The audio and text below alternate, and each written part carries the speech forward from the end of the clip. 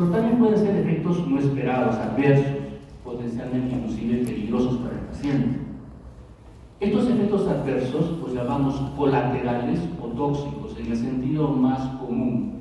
¿A qué va esto? Colateral son esos efectos adversos que observamos cuando utilizamos las dosis comunes y corrientes del medicamento. La dosis común y corriente. Efecto tóxico es el que observo cuando doy una dosis excesiva. ¿Ok? Bien. Entonces, todo medicamento tiene implícito el hecho de que puede producir efectos peligrosos para el paciente. Por lo tanto, es nuestra obligación establecer la relación riesgo-beneficio. La relación riesgo-beneficio empieza por saber qué es lo que tiene el paciente. Utilizamos un medicamento porque hemos hecho un diagnóstico del paciente. No lo utilizamos porque me gusta el nombre, porque me han ofrecido un televisor y vendo 20 cajas de ese medicamento, o un viaje a un congreso en Lima, o de repente cambiar las reglas del automóvil, como ofrecen muchos propagandistas. Entonces, yo utilizo un medicamento porque tengo un diagnóstico. Y de acuerdo al diagnóstico y de acuerdo a la condición del paciente, voy a escoger lo que a mí me parece mejor, sabiendo de que hay efectos terapéuticos y también efectos adversos. Entonces establezco el riesgo-beneficio. ¿El fármaco que voy a utilizar vale la pena? ¿Los efectos indeseables que puede producir son importantes o no son importantes en mi paciente? Bien, hecho esto entonces, yo voy a utilizar mi medicamento de la mejor manera. Los efectos tóxicos pueden ser farmacológicos, pueden ser patológicos, pueden ser genotóxicos. Repito, de acuerdo a este punto de vista, tóxico significa utilizar dosis excesivas. Farmacológicos son efectos tóxicos pero reversibles. Desaparece el fármaco del organismo, se elimina o lo logro neutralizar, todo regresa a normalidad. La toxicidad patológica significa que se ha producido un daño tisular. Muchos medicamentos pueden dañar el hígado, una hepatitis medicamentosa. Producto de esa hepatitis medicamentosa, el hígado, siendo un órgano muy noble, puede regenerarse, ¿no es cierto? Pero también puede curar de mala manera y generar una cirrosis. Entonces, un daño patológico puede ser reversible, como también puede producir secuelas. Finalmente, un daño genotóxico es totalmente irreversible. Se ha dañado el material genético. Y eso significa que se va a producir un daño que se transmite en las estirpes celulares correspondientes. Totalmente irreversible. De acuerdo a la OMS, los efectos adversos a los medicamentos son toda la respuesta agresiva y no deseada que se presenta en las dosis habitualmente utilizadas en la especie humana para el tratamiento, profilaxis y diagnóstico de enfermedades.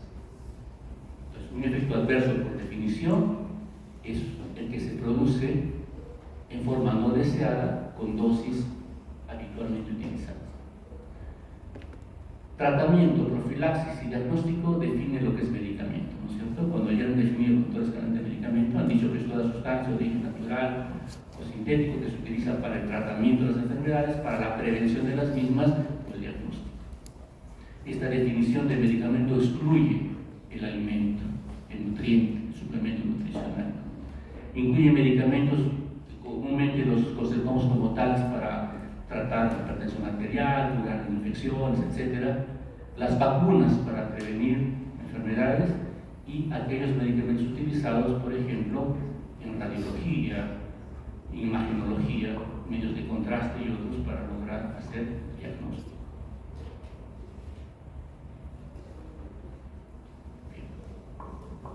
Es posible encontrar otras definiciones, hablan por ejemplo de evento adverso. Evento adverso, en sentido más general, significa cualquier evento no deseado que se observe en el tratamiento de una enfermedad. Pudiera ser una reacción adversa, pudiera ser el mal uso de un medicamento, podría ser cualquier otra situación ajena al uso de un medicamento, pero se presenta durante el tratamiento de un paciente. Efecto colateral son aquellos efectos que hemos dicho que se presentan con el uso del medicamento, dentro de las dosis normalmente utilizadas, y que responden a su perfil farmacológico. ¿Okay? Por ejemplo, si un fármaco debe producir sueño, entonces el efecto indeseable es que produzca, cuando lo doy progresiva hasta un estado de coma, por una depresión excesiva del sistema nervioso central, por ejemplo, ¿no? Un fármaco que estimula el sistema nervioso puede producir insomnio, puede producir irritabilidad, puede producir hasta un extremo cuadros psicóticos, por ejemplo. Efectos secundarios son efectos que son consecuencia del perfil farmacológico. El ejemplo más típico característico es el que producen los antibióticos, cuando alteran la flora intestinal, y esa alteración de la flora intestinal conduce a diarrea, por ejemplo, una disbacteriosis.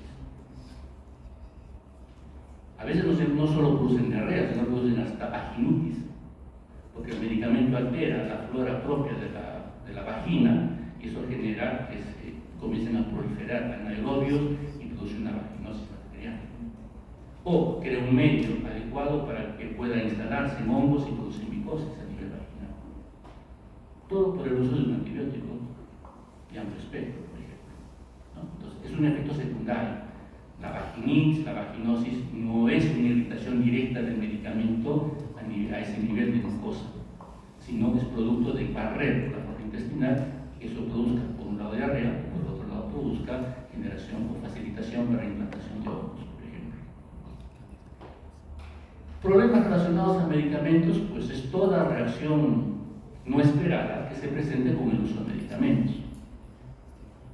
¿Y cuál es la diferencia con reacciones adversas? Dirán ustedes. Que el medicamento, recuerden ustedes, no solamente es el principio activo. Cuando ustedes dan una tabletita, además del principio activo, ¿qué más hay? Hay un colorante, hay un conservante, hay un agregante, etc. Una serie de excipientes, desde el punto de vista farmacéutico, que van a ayudar en la elaboración de ese medicamento. Pero potencialmente puede ser causa de alergia, por ejemplo. Las tabletas de color amarillo tienen tartrazina, por lo general. La tartrazina es un colorante muy relacionado con las reacciones alérgicas. Ampollas de algunos inyectables tienen bisulfito de sodio. Bisulfito de sodio es un conocido agente alergénico. No es que el paciente recibió una ampolla de metamizol, por ejemplo, y generó alergia al metamizol. No fue al metamizol, sino fue al bisulfito. ¿Okay? Entonces, no es, en ese caso, no es una reacción adversa al principio activo, el medicamento en sí, sino a los excipientes que están acompañando al medicamento. Algunos medicamentos producen diarrea. No, es que el medicamento me cae mal porque, qué sé yo, el antihipertensivo que viene allí me cae mal. No es eso, sino que la tableta trae lactosa. Y cuando ya pasamos de cierta edad somos intolerantes a la lactosa. Y la lactosa comienza a generar gases y luego diarrea, ¿no? Entonces, muchas veces, cuando ustedes, ya en el futuro, sean totalmente responsables de los medicamentos que utilizan, tienen que conocerlos pues de pie a pa. La información que llega todos los excipientes, etcétera, etcétera. Leerlos, conocerlos, porque por ahí podrán ustedes contemplar cosas para cuando manejen a su paciente. Las reacciones adversas no es una situación, digamos, que deba llevarse de forma muy ligera. Tanto así que a veces en los libros, en los textos, no se les da mucha información. Pero ustedes pueden ver, por ejemplo, de que sí hay cosas importantes. Es una importante causa de mortalidad y morbilidad, ¿no? Donde hay estadísticas, puede ser la cuarta o sexta causa de mortalidad por reacciones adversas de los medicamentos. En Europa, más del 10% de admisiones hospitalarias son por reacciones adversas. Más del 75% son por efectos adversos dependientes de la dosis, o sea, son prevenibles. 16.6 ocurren por interacciones medicamentosas, o sea, por el uso de más de un medicamento a la vez. En la atención primaria, que es lo que ustedes van a hacer cuando terminen la universidad, que se gradúen y vayan a hacer sus serums, 2.5 de las consultas son por razones adversas, 40% de los pacientes presentan como mínimo una RAM durante un tratamiento farmacológico. Bueno, esto es donde hay estadísticas, donde no hay estadísticas como nuestro medio, ¿qué estará pasando? No sabemos. Cerca del 51% de medicamentos aprobados presentan reacciones adversas serias, que no son detectadas antes de su lanzamiento al mercado. Y otros datitos más. Vean ustedes, puede haber una alta mortalidad. Entonces, las reacciones adversas no es para soslayar. Hay que tener muy en cuenta que el medicamento que utilizamos puede producir daño. Es más, en nuestro medio es muy común la automedicación. Cuando un paciente llega a nuestras manos, tenemos también que obtener no solamente su historia clínica, en el sentido de anamnesis y todo lo demás, sino también hacer la historia farmacológica. ¿Qué medicamentos puede estar tomando que puedan estar relacionados con lo que el paciente está manifestando? O puede estar alterando el curso de su enfermedad, ¿cierto? Bien, ¿cómo clasificamos las reacciones adversas? Hay diferentes criterios. Por la frecuencia, una clasificación clínica que es muy importante, una clasificación de Roberts-Thompson que tiene pues algunos fines epidemiológicos importantes. Por la frecuencia es la información que generalmente nos llega cuando el propagandista médico nos entrega la información del medicamento. Va desde muy frecuentes, más del 10%, hasta muy raras, menos del 0.01%. ¿Qué significa una reacción del 10%, más del 10%? Que de 10 pacientes uno la va a tener. ¿No? Si en una semana yo veo 100 pacientes, pues 10 pueden tener su utilizo de medicamento reaccionario. Si es una reacción muy rara, quiere decir que cada 10.000 pacientes que yo vea, uno va a tener. ¿Cuántos pacientes? ¿En cuánto tiempo veré 10.000 pacientes? 10 años, de repente. Entonces, si yo conozco un medicamento que tiene efectos muy raros, debo decir, bueno, no es bastante seguro ese medicamento, ¿no es cierto? Sería pues ya una mala suerte estadística que me toque a mí, es uno en 10.000.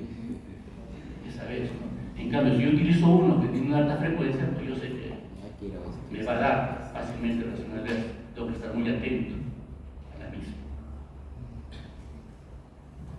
La clasificación clínica es la que nos permite, en todo caso, cuando estamos en emergencia, ver más o menos cómo podemos manejar la situación. Hay reacciones no serias o leves, reacciones serias o moderadas, reacciones graves. Las graves, como ustedes pueden ver, pueden llegar inclusive a la muerte del paciente, ¿no? Las leves, por lo general, no dan mayores consecuencias, no prolongan la estancia hospitalaria, no requieren antídoto. Generalmente uno lo observa en el paciente y ahí la deja, ¿no? No significa que hay que cambiar el medicamento. Una reacción moderada o seria puede requerir modificaciones en la terapéutica, es decir, en lugar de darla 3 veces al día, de repente la doy 2, y si es necesario, utilizo algo que neutralice el efecto indeseable, o en todo caso, mejor no la doy, ¿cierto?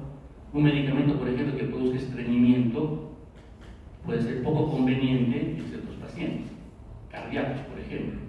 Ustedes dirán qué relación tiene la defecación con el corazón. El esfuerzo defecatorio puede producir cambios en la presión intratorácica que pueden determinar alteraciones en el manejo cardiológico. Entonces, mejor no. O le doy como un laxante, o mejor no le doy ese medicamento, ¿no es cierto? Bueno, cosas de ese tipo. La clasificación de Roberts-Thompson es una clasificación alfabética. Comenzó como A y B. Es interesante, pues vamos a darle ciertos minutos acá. Los efectos de tipo A son de tipo aumentado, es decir, que de acuerdo al perfil farmacológico, a mayor dosis, mayor efecto. Así tenemos, por ejemplo, la aparición previsible, de acuerdo a la morfología del fármaco, dependiendo de la dosis. Son efectos comunes, rara vez son mortales. Como son comunes, los podemos predecir. Están dentro del perfil farmacológico. Si yo conozco el perfil farmacológico, los puedo deducir y más o menos ver de qué se trata. Por ejemplo, dice, hipoglicemia por insulina, ¿no? La insulina es la hormona que disminuye la glucosa. Un paciente diabético que no produce la misma, le doy insulina. Pero ¿qué pasa si le doy mucha dosis de insulina? Le bajo tanto la glucosa, pues hipoglicemia. ¿Qué produce la hipoglicemia? Mareo, sudoración fría, desvanecimiento.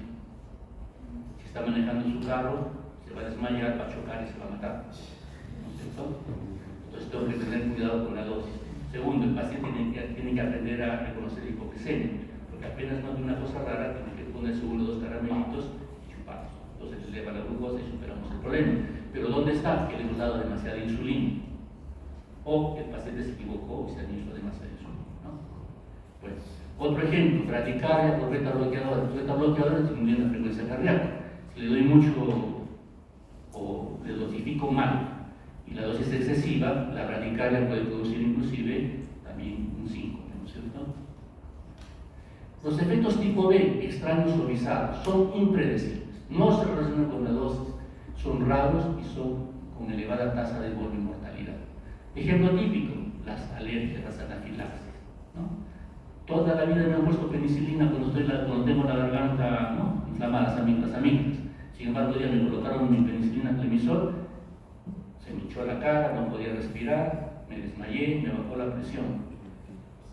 Felizmente había una huella de adrenalina, me la pusieron y me sacaron del problema. Pero si no había eso, podría el paciente morir, ¿no?, por una anafilaxis. Luego tenemos otro que se agregaron, los efectos de tipo C son los efectos crónicos. Se presentan en tratamientos prolongados, no con dosis aisladas, prolongados, semanas, meses. Después de acá el síndrome de Cushing, ¿no? Cuando uno da demasiados corticoides, el paciente adquiere, recuerden, la fascia, toda la obesidad central, estrías, etcétera, etcétera, etcétera. Típico de pacientes, por ejemplo, que toman corticoides, pueden ser pacientes con artritis reumatoidea, pueden ser pacientes asmáticos, etcétera, etcétera.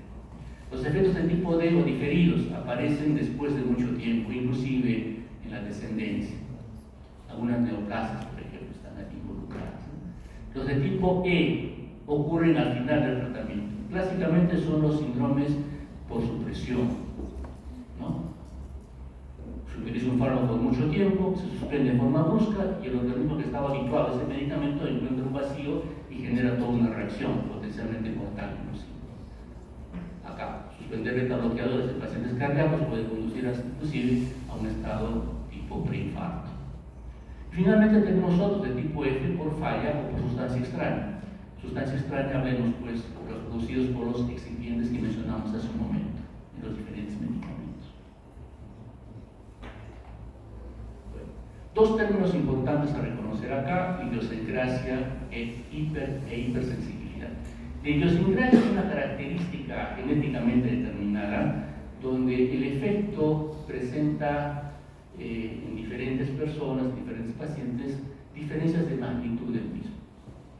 ¿Por qué en unas personas ese fármaco produce efectos tan intensos y por qué en otros no? ¿O por qué en otros el efecto es tan mínimo con respecto a otro paciente, ¿no? Entonces, eso muchas veces está relacionado con diferencias genéticas. Muchas veces no se sabe la causa, otras veces por ahí se determina. De hecho, en todo caso, es que no hay relación con mecanismos inmunológicos, lo que sí explica las reacciones de hipersensibilidad o alergias, ¿no es cierto? Dentro de estas reacciones de hipersensibilidad o alergias, recuerden ustedes, tenemos las de tipo 1, 2, 3 y 4. Las de tipo 1, hipersensibilidad inmediata, significa que hay inmunoglobulina tipo E involucrada, mastocitos, liberación de histamina y otros, y les da pues las clásicas reacciones de hipersensibilidad inmediata, desde una anafilaxia, pasando por estados tipo asma o constricción, o por problemas a nivel de piel, que son de los más comunes. En las reacciones de tipo 2 están relacionadas con citotoxicidad, ¿no? Se dan reacciones a nivel de ciertas células, incluso en su destrucción. Puede haber pues anemias de tipo aplástico, puede haber leucopenias, trombocitopenias, etc. Las reacciones de tipo 3 son dependientes de complejos antígeno-anticuerpo. Aquí tenemos las artritis reactivas, por ejemplo, vasculitis, glomerulonefritis, etc. Entonces, muchos medicamentos pueden estar relacionados a eso. Las penicilinas o beta-lactámicos en general tienen mucho de esto. Son reacciones que no se dan en forma rápida, se dan a las 2-3 semanas. Un paciente que pasó por un cuadro infeccioso respiratorio, que recibió un tratamiento con antibiótico y de repente el paciente manifiesta que se le hinchan articulaciones, hay dolor para movilizar. Bueno, hay que pensar que puede ser una artritis reactiva y hacer ciertos estudios donde ayudar a hacer la diferenciación. Las reacciones de tipo 4, recuerden ustedes, son de efecto retardado, tipo tuberculínico, aparecen en 24-72 horas, ¿no? Muchos síndromes a nivel de piel están allí, inclusive también a nivel hepático, algunos fenómenos de hepatotoxicidad están involucrados. Bueno, y hablando de hepatotoxicidad, tenemos que hablar un poquito de ella. El hígado es un órgano muy expuesto a los medicamentos, ¿no es cierto? Recuerden que en algún momento todos los fármacos van a pasar por el hígado, ya sea de primer paso o sea de segundo, tercero, cuarto, quinto. Su metabolismo principalmente es a nivel hepático, entonces el hepatocito puede ser susceptible de daño. A eso llamamos hepatotoxicidad.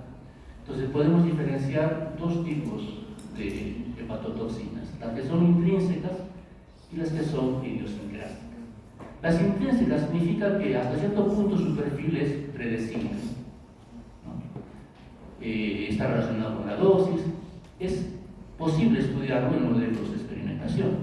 En cambio, el idiosincrásico de tipo B, bueno, después hasta cierto punto una casualidad. Por lo tanto, su estudio se hace muy difícil. De por medio hay fenómenos que pueden estar dentro de las reacciones de hipersensibilidad o alergia, o simplemente idiosincrasia, dentro de ese cajón desastre que hay donde no conocemos, pero ahí se da. Diferentes mecanismos que pueden producir hepatotoxicidad. Entonces, es un tema interesante, no es tan común como uno pudiera pensar, debido a la exposición que tiene el hígado con respecto a xenobióticos, como son los medicamentos, pero por ahí es bueno precisar algunas cosas, ¿no? Puede haber alteración respecto al manejo del calcio, como ustedes pueden ver, esto inclusive va a conducir a ruptura celular, va a haber alteración de transporte de los catalículos biliares, y esto está relacionado con colestasis, ¿no?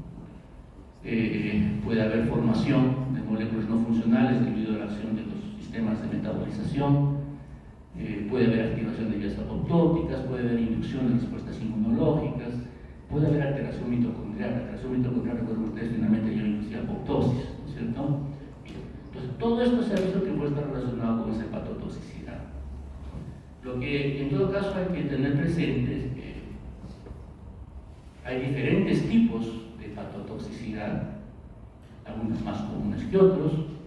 De cualquier forma tenemos acá algunos ejemplos, y también más o menos podemos nosotros inducir qué es lo que podemos analizar en estos casos.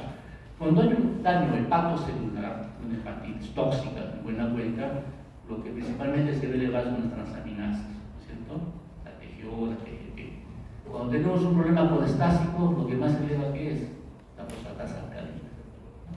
Entonces, aún de un paciente con su posible hepatotoxicidad, si queremos diferenciar si es hepatocelular colestásica, nosotros podemos, pues más o menos, en base al perfil enzimático, determinar de qué se trata, ¿no? Y tenemos otras variantes más que de repente solo son observables a través de una biopsia hepática, pero bueno, estar allí para el interesado. Factores de riesgo: hay factores genéticos, ¿no es cierto? Hay factores medioambientales, hay otros que van a depender del potencial tóxico propio del medicamento, con posibilidades inclusive de su mitocondria. Entonces, la conjunción de todo esto puede resultar el daño al hígado. Un síndrome bastante común que ustedes han visto, que lo hemos referido al principio, es el síndrome GRES, que es una drug ratio, un rash con eosinofilia y síntomas sistémicos, ¿no? La clave está acá. Es una reacción a nivel cutáneo que puede aparentemente confundirse con una alergia, pero donde hay eosinofilia y hay síntomas sistémicos, principalmente fiebre.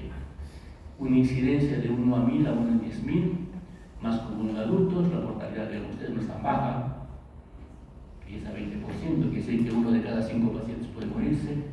Causas, defectos en la dosificación del medicamento puede conducir a generación de aptenos, y esto puede generar una respuesta mediada por células T, o sea, hay un mecanismo inmunológico involucrado. Para muchos interviene también algún fenómeno viral de por medio. Hay asociación con algunos antígenos del sistema de histocompatibilidad HLA, algunas veces asociado con herpes virus, como ustedes.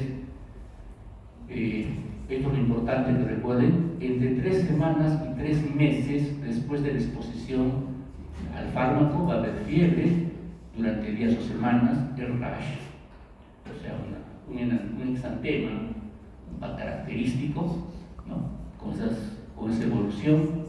Finalmente puede sentir compromiso multiorgánico. Las fotos son más interesantes.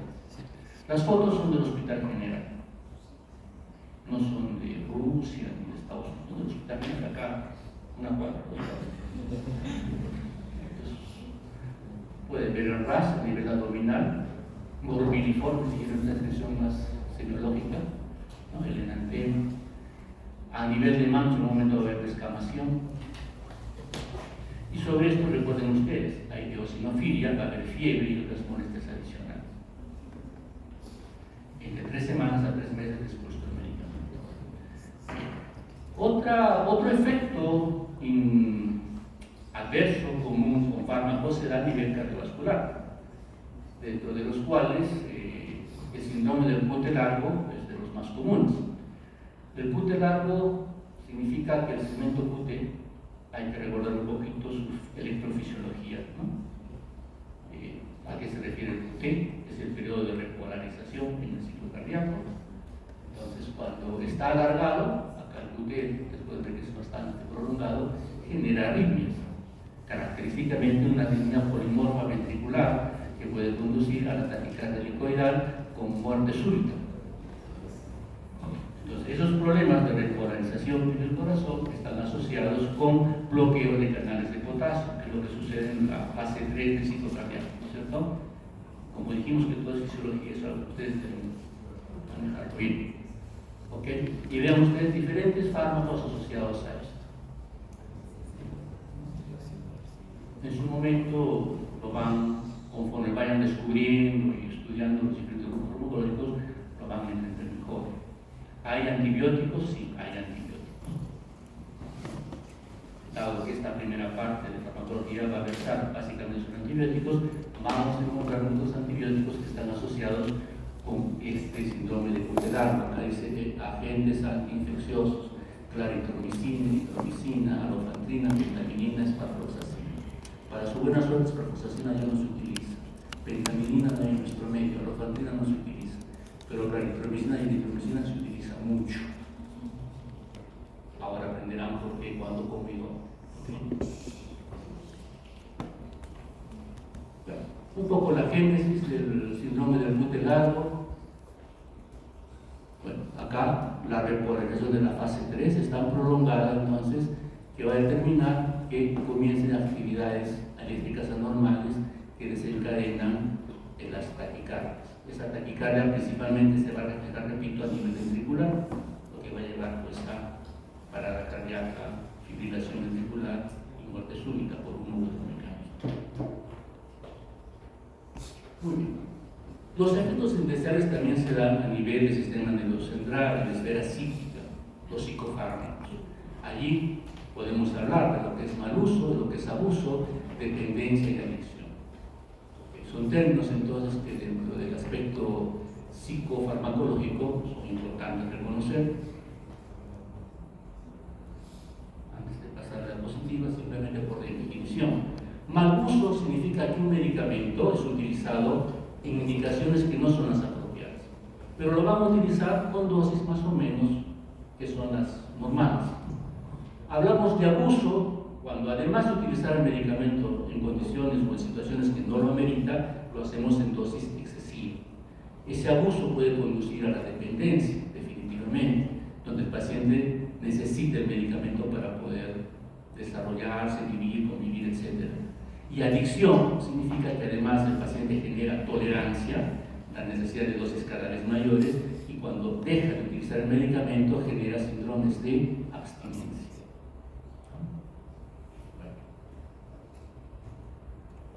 Todos los efectos indeseables, como vimos en un momento de las primeras diapositivas, tendrían que ser notificados. Aquí, a una instancia correspondiente, en este caso del Ministerio de Salud, para hacer lo que se llama farmacovigilancia, que es un conjunto de procedimientos y actividades centradas a la detección, evaluación, registro, difusión, prevención de reacciones adversas. ¿Okay? Las posibles reacciones adversas no siempre se definen en su totalidad en la etapa premercadeo, que deben descubrirse cuando los medicamentos están siendo ya utilizados. Bueno, ¿qué significa esto? Cuando un medicamento sale al mercado, significa que por lo menos durante 10 años antes ha sido estudiado de la mejor manera. Pero esa mejor manera, ¿qué significa? Máximo 10.000, 20.000 pacientes a lo largo de todo el mundo, en lo ancho, ¿no?, del mundo. En Estados Unidos, en Singapur, en Tailandia, donde sea, se escogen grupos de pacientes, se estudia el medicamento. Se ve que promete, cae bien, es barato, bueno, sale a a la comercialización mundial. Pero cuando sea la comercialización global, no se va a utilizar en 100.000 pacientes, se va a utilizar en millones de pacientes, ¿no es cierto? Entonces esas reacciones raras eran del 0.01%, observables una cada 10.000, como ahora son millones, sí las vamos a observar. Entonces ahí sí es importante la farmacovigilancia. Cuando se estudió experimentalmente o bajo cierto rigor académico-científico, el número de población observada era pequeño. Pero cuando sale a comercio global, el número es mucho mayor. Es más, se comienza a estudiar solamente en varones, después pasa a los ancianos, después a las mujeres, finalmente a los niños. Ustedes no pueden experimentar en niños, ¿no es cierto? Por lo tanto, los datos en niños nunca los sabremos hasta que comienzan a utilizarse. Ustedes no pueden utilizarlo en mujeres jóvenes, porque una mujer joven puede embarazarse, el medicamento puede dañar efecto. Entonces, no es ético estudiar en mujeres, sobre todo en la enferma. Entonces, poquito a poco